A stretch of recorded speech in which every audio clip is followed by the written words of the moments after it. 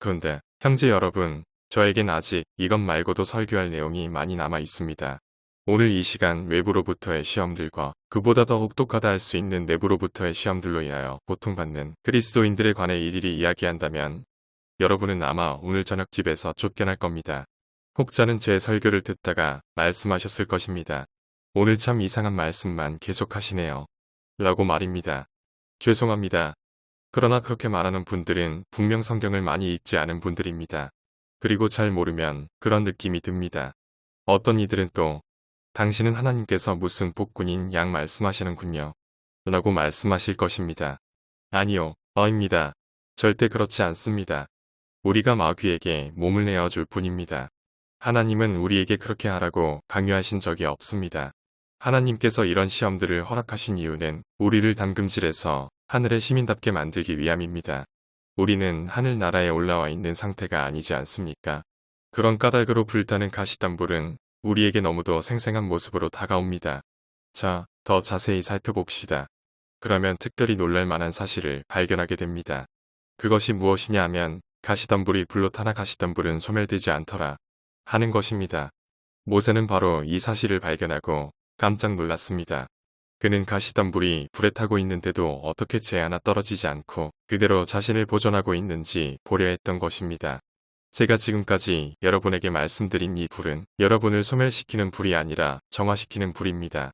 그 불이란 암울한 그늘이 드리워졌다 하는 말로는 다 표현해내기 어려운 혹독한 고난입니다. 성경에서 가시덤불이 불길에 휩싸여 있는 것처럼 그리스도인도 고난을 겪고 압제를 당하여 내적인 시험으로 불에 휩싸여 있는 듯한 고통을 겪고 또 때로는 내던져지기도 하지만 참으로 감사하게도 멸망당하지는 않습니다. 고린도후서 4장 9절을 찾아서 읽어보시기 바랍니다. 전 아무 일도 없고 또 아무렇지도 않은데요. 하는 사람들이 있습니다. 그는 헛된 그리스도인입니다. 그는 자신이 그리스도에 대해서는 요만큼도 모르고 있다는 사실을 깨달아야 합니다. 당신이 사도 바울보다 큰 자입니까? 어떤 사람들은 사도들이 아무 시험도 안 받고 살았을 거라고 지레짐작하고 또 단정지어 버립니다. 그리하여 그들은 사역자들이 불타는 듯한 고통을 감내하면서 자신들에게 들려줄 설교를 만들어낸다는 사실도 모릅니다. 심하게는 사역자들이 소풍 나온 듯한 마음으로 살아간다고 생각합니다. 우리 사역자들도 형제들과 교제를 나누어야 하는 사람들입니다. 형제 여러분은 사역자들도 그대들과 똑같은 시험을 받고 살아가는 그리스도인이라는 사실을 아셔야 합니다. 우리가 교제도 필요 없고 시험도 받지 않는 자라면 우리 설교자들은 사람들은 몰아붙이기만 하는 껍데기뿐인 말쟁이가 될 것입니다. 마음이 관대하지 못한 사람들 말입니다. 설교자가 가시덤불처럼 타든 보통 그리스도인들이 불같은 시련을 겪든 간에 아무튼 위대하신 하나님, 영원한 언약의 천사께서는 가시덤불 한가운데서 모세를 불렀습니다. 그분은 덤불에서 좀 떨어져서 말씀하시거나 야드옥 등 한 발짝 정도 물러선 곳에서 음성을 내지 않으셨습니다. 그분은 바로 가시덤불 가운데서 모세에게 말씀하셨습니다. 모세야, 모세야. 내 백성들이 마지막 날들에 이 덤불처럼 탈 것이지만 두려워 말라. 내가 그들을 구해낼 것이니라. 그들이 불타면 나도 함께 불탈 것이니라. 라는 뜻을 전달하시려는 듯 말입니다. 그런데 성경에는 실제로 그런 의미를 전달하는 말씀이 기록되어 있습니다. 신명기 33장 16절을 보십시오. 땅과 거기 충만한 것들에 진귀한 것들과 복이 덤불 안에 거하시는 분의 호의로 인하여 요셉의 머리와 그분은 덤불 안에 거하신다라고 하셨습니다. 이 얼마나 놀라운 말씀입니까? 하나님은 저 하늘에 계셨습니다. 한때 어떤 여인, 그러니까 14년 동안 흑암 가운데 있다가 여기 집회에서 구원을 받은 여인은 구원받기 직전 이렇게 말했습니다. 하나님께서는 두 채의 집을 소유하고 계십니다. 하나는 하늘에 있고 또 하나는 인간의 낮아진 마음입니다. 그분은 가시덤불 속에 거하셨습니다. 만일 그렇게 하지 않으셨다면 저는 확신합니다. 마귀와 그 사악한 마음을 가진 졸개들은 덤불을 당장에 잿더미로 만들어 버렸을 것입니다. 불로 태워서 죄가 되지 않을 것이 세상 천지 어디에 있겠습니까? 덤불이 타지 않는 것은 하나님께서 소멸되지 않을 것이라고 말씀하셨기 때문입니다.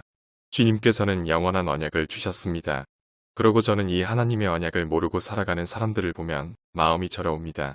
그리고 여러분도 그들을 만나면 논쟁하기보다 연민의 마음을 가지고 대하는 게 더 좋을 것입니다. 저는 논쟁을 전담하는 마귀가 마귀들 중에서도 가장 사악한 놈이라고 생각합니다. 그는 교회로 논쟁의 물결을 끌고 들어옵니다. 흰 카라가 드리워진 근사한 가운을 입고 손에는 두터운 책을 들고 교회로 들어오는 사람들이 종종 있습니다. 저는 그런 차림을 한 사람을 볼 때마다 혹시 마귀가 그 뒤에 서 있는 건 아닌가 하고 의심을 하게 됩니다.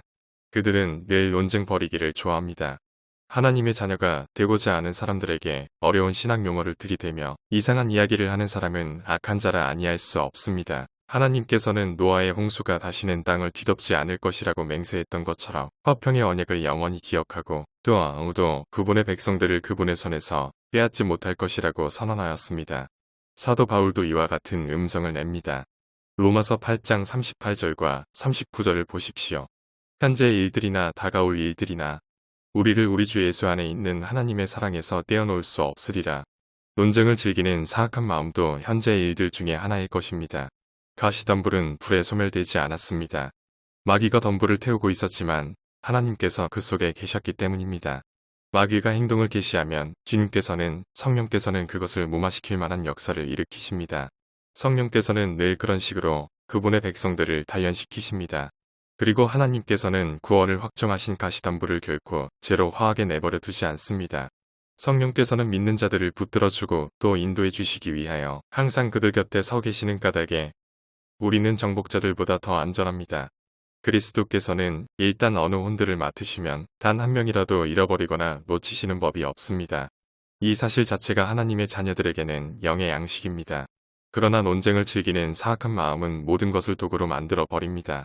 만일 하나님께서 우리를 지켜주시겠노라고 약속하지 않으셨다면 저는 지난 30년간 수천 수만 번 시려운 악담에 잠겨들었을 것입니다. 그러므로 고통받는 성도들이여 어서 오십시오. 하나님께서는 그대들에게 생명의 양식을 주셨습니다.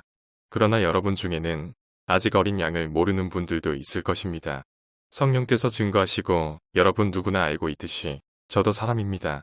오늘 이 밤 저는 여러분들을 세심히 살펴보았지만 앞에 선 이 사람 자신도 불타는 가시덤불이라는 사실을 인식하는 분이 한 분도 없는 듯하더군요. 저도 욕망으로 불타기도 하고 또 부패와 타락에 언저리에서 온 몸이 불타는 것을 느끼기도 합니다. 그리고 때로는 자만심으로 불타기도 합니다. 여러분 중에는 하나님 감사합니다. 제게 자만심이 요만큼도 없다는 사실에 너무 감사드립니다. 라고 말하는 분이 있을 것입니다. 캄볼의 죽음만큼 자만심이 없다고 생각하면서 말입니다. 그러나 사실 인간은 마귀만큼이나 자만으로 가득 찬 존재들입니다. 우리도 마찬가지입니다. 욕망은 또 어떻습니까? 자신뿐만 아니라 주위의 모든 것들을 불태워버리는 욕망 말입니다. 증오는 어떠합니까?